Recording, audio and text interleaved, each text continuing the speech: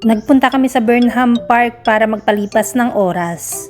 Nilakad lang namin yung park kasi napakalapit lang nito sa hotel, 5 minutes walk. Nakapag-exercise ka na, nakatipid ka pa.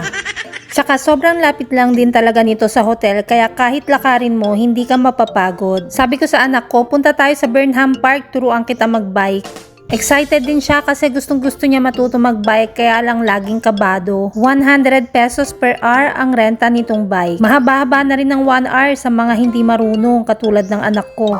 Sa Burnham Park mo rin makikita yung boat riding. Hindi ko alam kung magkano ang presyo nito kasi hindi kami sumakay rito. Malulain kasi sa tubig ang anak ko kaya hindi kami pwede rito.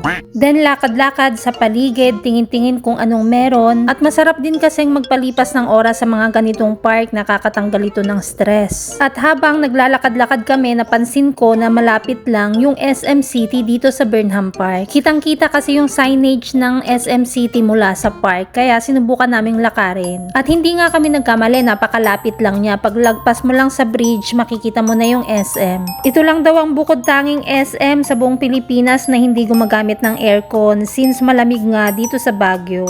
At sobrang ganda dito sa taas ng SM, lalo na dun sa veranda area nila. Kitang-kita mo yung paligid. Tanaw mo yung Burnham Park mula rito, sa tapat ito ng McDonald's. Meron kasing open area dito na pwede ka mag-picture taking. Mas mahangin dito at malamig kasi nga open.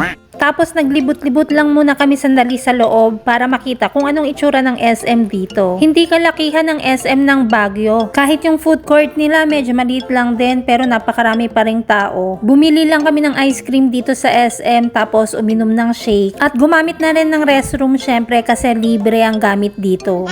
Then maya-maya binalikan namin yung open area ng SM kasi gusto ko makita yung sunset. Ang ganda rin talaga rito kahit umupo ka lang at magpalipas ng oras. Bago tuluyang magdilim ay lumabas na rin kami agad ng SM kasi maglalakad pa kami pabalik sa hotel. Kahit yung anak ko sanay na sanay ito maglakad kasi mahilig nga kami maglakad kaysa sumakay.